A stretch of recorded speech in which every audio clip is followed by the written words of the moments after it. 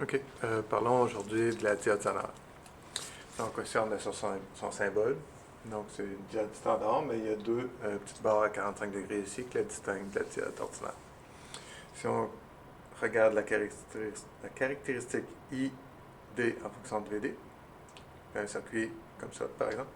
Donc, on fait varier la tension, puis on regarde la tension au bord de la diode, puis le courant dans la diode. Donc, on se rend compte qu'en polarisation directe, c'est la même chose qu'une diode standard.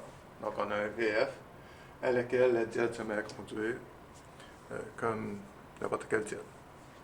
Sa particularité, c'est qu'en tension inverse, elle va finir par se mettre à conduire quand on va atteindre sa tension VZ. Donc, tant qu'on n'a pas atteint la tension VZ, le courant reste très très faible. Il peut y avoir un petit courant de fuite, mais très très faible. Puis quand on atteint la tension VZ, ben là, elle va se mettre à conduire. Elle va bien fonctionner pour un IZ minimum et un IZ maximum. Donc, on a une plage de courant à laquelle la diode sonore va bien fonctionner.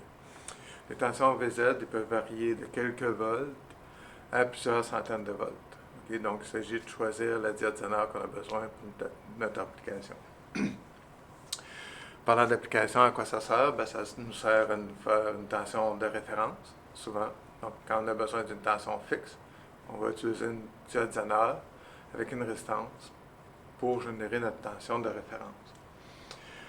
Peut servir aussi comme circuit de protection. Donc, si on ne veut pas que la tension sur une ligne dépasse une certaine valeur, ben, on va mettre une diode sonore, comme ça, elle va se mettre à conduire pour empêcher que la tension devienne trop élevée, par exemple.